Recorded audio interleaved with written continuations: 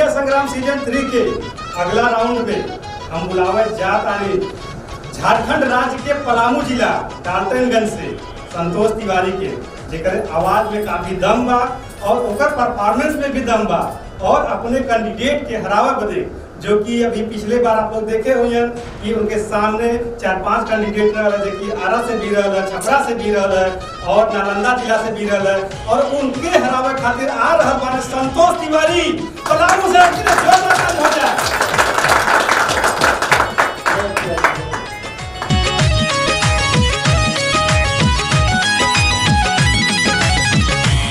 प्रिय खातिर प्यार पिया वक्त पाते तू भुलाई जइबू का।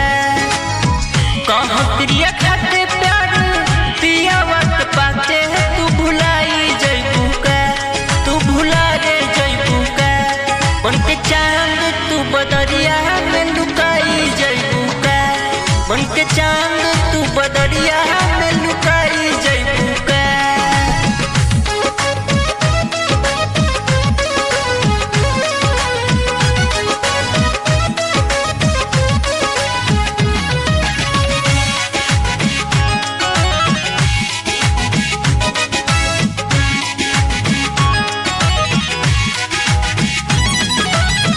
जहिया तलाक ले पूतो सारा सजन गोरी, ओही दिन सुहत जाई बोढ़ी के कपन गोरी।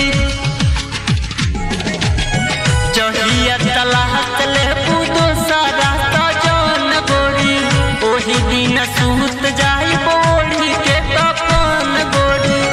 मैयत मुँह देखी बोला सच सचे तू लजाई जइबू का। मैयत मुँह देखी बोला सच सचे तू लजाई जइबू का, तू लजा रे जइबू का। बनके चांद तू बदरिया में लुकाई जइबू का, बनके चांद तू बदरिया में लुकाई जइबू का। तू बदरिया में लुकाई रे जइबू का। जोरदार ताली हो जाए इनके गाना पे। और काफी लोग इनके लाइक कर रहे हैं। हम चाहता है जनता से लेकर के इनके कलाकार लोग भी, जिनके प्रतिद्वंदी बा उनको लोग भी इनके लाइक दें। और हम जा सबसे पहले अर्चना मैडम जी के पास इनके गाना पे का बात बा संतोष, बहुत बढ़िया गईनी आप और बहुत अच्छा परफॉर्मर रहुआ पे, और आप यही तरह करत रही, आगे बढ़त रही। और गाना जो आपको चॉइस रहला काफ़ी अच्छा रहला। हमारे यहाँ पे जितना लोग रहना, बच्चा लोग बहुत इंजॉय करना, जितना जजमेंट रहा सब लोग इंजॉय करना। आप यही तरह आगे बढ़त रही, सबका नाम रोशन करत रही, अपने मम्मी पापा का भी नाम रोशन करत। काफी अच्छा नसीहत मिलल संतोष के अर्चना जी के साथ। तो हम दिलीप भैया के पास चलब और जानब संतोष बदे को का कहना चाहता है। संतोष बहुत बढ़िया, बहुत सुंदर गाना बोलो बनके चांद।